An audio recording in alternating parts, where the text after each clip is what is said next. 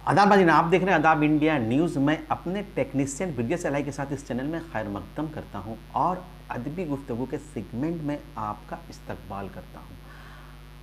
आज जिस मेहमान से आपको मुलाकात कराने जा रहा हूं वो किसी तारुफ की मोहताज नहीं है। निसाई लहजा में उनका एक अपना मुकाम है। उनके बारे में ये शेर कही जा सकती है कि तुम मुझे नहीं समेट सकोगे चादर की तरह, तुम मुझे नहीं समेट सकोगी चादर की तरह, मैं दूर तक फैला हूँ दरिया की तरह। फिर इस शेर को भी हम शामिल कर सकते हैं कि कहते तो कैसे कहते तुम्हारा करम नहीं, कहते तो कैसे कहते तुम्हारा करम नहीं, सबसे यही कहा है हमें कोई गम नहीं, और जिस बज़्म को सजाने में एक उम्र कट गई उस बज़्म में सभी है मगर एक हम नहीं। आज जो हमारे मेहमान हैं वो एक रिसर्च स्कॉलर है। कलकत्ता की सरजमीन से उनका ताल्लुक़ है। उनकी गालिबन बहुत सारी किताबें मंजर आम पर आ चुकी है और इन दिनों काफ़ी मकबूल है।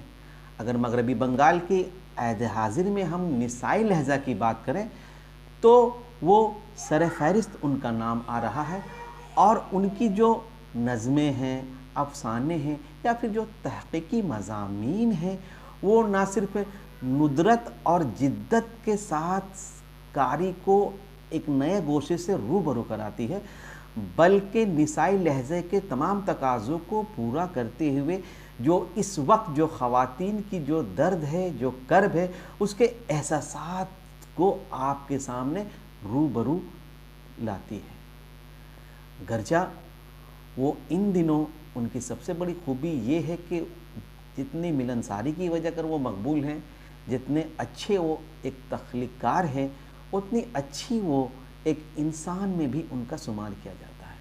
आम तौर पर ये कहा जाता है कि जो बेटियां होती हैं ये घर के रौनक होती हैं। अगर बेटी ना हो तो फिर घर के शहन में खुशबू की जो मुअत्तरपन होती है, खुशबू का जो एहसास होता है वो दिखाई नहीं देगा। और यूँ तो जब से निसाई लहजा लिखी जा रही है ख़वातीन के बारे में बहुत कुछ कही जा चुकी है, लेकिन ये एक सच है कि आज भी कुछ हल्का ऐसा है जो ख़वातीन की तख्लीक को बिरमिला इजहार करने से गुरेज करता है। आइए अब जिस शख्सियत से आपकी मुलाकात कराने जा रहा हूँ वो किसी तारुफ का मोहताज नहीं है।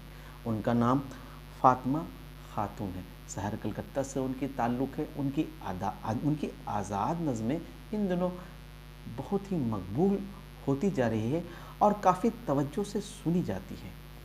मैं आमतौर पर अहद हाजिर में जितने लिखने वाले उनसे मेरी ये गुजारिश है कि आप जो लिख रहे हो यकीनन आपकी जो तहरीकें हैं उसमें दर्द है, कसक है और हालात का जो कर्ब है उसकी आमेजिश भी होती है। और नई जो तख्लीक़कार हैं इनके अंदर एक खूबी ये भी दिखी जा रही है कि नए जो मौज़ूआत होते हैं उनको लपकने के इनके अंदर एक काविश होती है और एक ख्वाहिश होती है कि नए मौज़ूआत को लपका जाए और उस पर कुछ बात कही जाए। लेकिन मैं यहाँ एक ये भी बात कहूँगा कि जो हमारे बुज़ुर्ग हैं जिनके हमने बहुत सारी किताबें आ चुकी हैं उनसे मेरी ये गुजारिश है कि जो नए तख्लीक़कार आ रहे हैं उनको लिल्लाह मेयार के नाम पर आप उनको और शर्मिंदगी का एहसास न दिलाएं। मैंने बहुत सारे बुज़ुर्ग को देखा है, यकीनन आपकी बुज़ुर्गी, आपकी सरपरस्ती में उर्दू की आबियारी हो रही है, लेकिन जब नई तख्लीक़कार लिखते हैं तो उनसे ये कहा जाता है कि आपका मयार ठीक नहीं है। लेकिन मैंने बहुत सारे बुज़ुर्गों को ऐसी किताबों को देखा है जिनके यहाँ इस्तिलाहात की कमी है। अगर हर्फ तहज़्ज़ी की बात की जाए या हर्फ आतिफ़त की बात की जाए तो भी उनके यहाँ कुछ दिखाई नहीं देता। एक फ़रसुदा रवायत पे रदीफ़ काफ़िया के मिलाप के जो लहजा है उसी लहजा को पकड़कर वो ना जाने कितनी सारी किताबें तख्लीक दे चुके हैं। लेकिन ये भी सच है कि अगर कोई 10 से 12 किताब के खालिक हैं, गर्चा वो कहते हैं कि मैं इतनी सारी किताबों का खालिक है, लेकिन ये भी एक सच्चाई है कि उनके एक भी आसार किसी को याद नहीं है।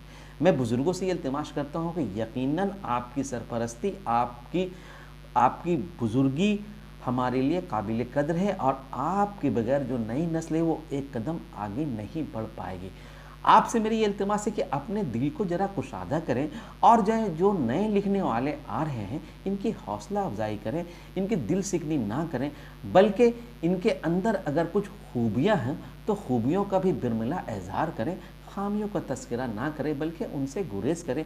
और ऐसे भी ये देखा जा रहा है कि अदब जो है, तरक्की पसंद अदब ने तनकीद के नाम पर पुल कम बनाए हैं और दीवारें ज़्यादा खड़ी की है।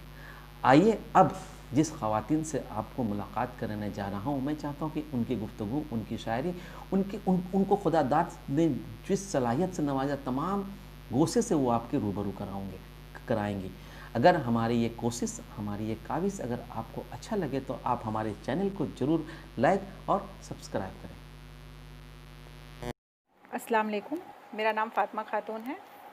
मेरा ताल्लुक़ कलकत्ता मगरबी बंगाल से है। तो सबसे पहले तो मैं आदाब इंडिया और खुर्शीद आलम साहब का शुक्रिया अदा करना चाहूँगी। उन्होंने मुझे मदऊ किया। और चूँकि मैं नसरी नज़में और अफ़साना लिखती हूँ तो और मज़ामीन भी लिखती हूँ, तो उन्होंने कहा कि कोई नज़्म और नसर मैं अपना यहाँ पढ़ के सुनाऊँ। तो मैं हालात हाज़रा पे एक नसरी नज़्म है वो पेश करना चाहूँगी। कोरोना और हमारा मुल्क। एक सन्नाटा है हर सिमत अब ज़माने में, मौत का खौफ है गुलशन के आशियाने में। आया है चीन से, फैला है सारे आलम में, नाम रखा है कोरोना दुनिया वालों ने। लोग कहते हैं इसको मौत का सौदागर है, इसने जब कदम रखा हमारे मुल्क हिंदुस्तान में। दोहरी मार पड़ी यहाँ के अवाम पर, कहीं कोरोना का खौफ, कहीं लॉकडाउन का कहर। जिसको भी छू लिया इसने वो अपनों से दूर हो गया। चार जाने भगदड़ सी मची है, कोई दहशत से तो कोई भूख से मर रहा है। अचानक इस वबा को मज़हब का रंग दे दिया गया। न्यूज़ चैनल को एक मसाला मिल गया, मुल्क को बांटने का बहाना मिल गया। लेकिन ऐ दोस्तों, मिलकर लड़ना है हम सबको इस वायरस के कहर से, ताकि अब ना हो कोई जुदा अपनों से। मांगी है ये दुआ हमने खुदाए ताला से कि सलामत रहे हमारा मुल्क, ए खुदा तेरे रहमो करम से। चूँकि मुझे अफ़साने के लिए भी कहा गया तो ये इन्हीं हालात के को पेश करता मेरा ये अफ़साना है। अफ़साने का उन्वान है मेरा घर। शीला और रमेश की प्यारी बेटी रूपा घर में अपनी मासूम बातों के फूल बिखेर रही थी। बाबा, हमारे गांव का घर कितना सुंदर है ना, आप इस बार छुट्टी में गांव चलेंगे? रूपा सिर्फ 10 साल की होने के बावजूद भला की हसास थी। उसे अपने आबाई गांव बस्ती के छोटे से घर से हद दर्जा लगाव था। वहाँ के खुले माहौल में खेलना, खेतों की हरियाली, पोखर के पंडमघट में दोस्तों के साथ डुबकी लगाना उसे काफ़ी पसंद था। मगर रमेश मजदूरी के लिए मुंबई जैसे शहर में जाकर किराए के कमरे में रहने लगा। फिर शीला और रूपा को भी अपने गांव के घर को छोड़कर शहर की तंग गली में उस बोसीदा खोली में रहने को मजबूर होना पड़ा। शीला और रमेश खुद को हालात के मुताबिक ढाल चुके, क्योंकि बड़ों को हालात के मुताबिक खुद को ढालने में वक्त नहीं लगता।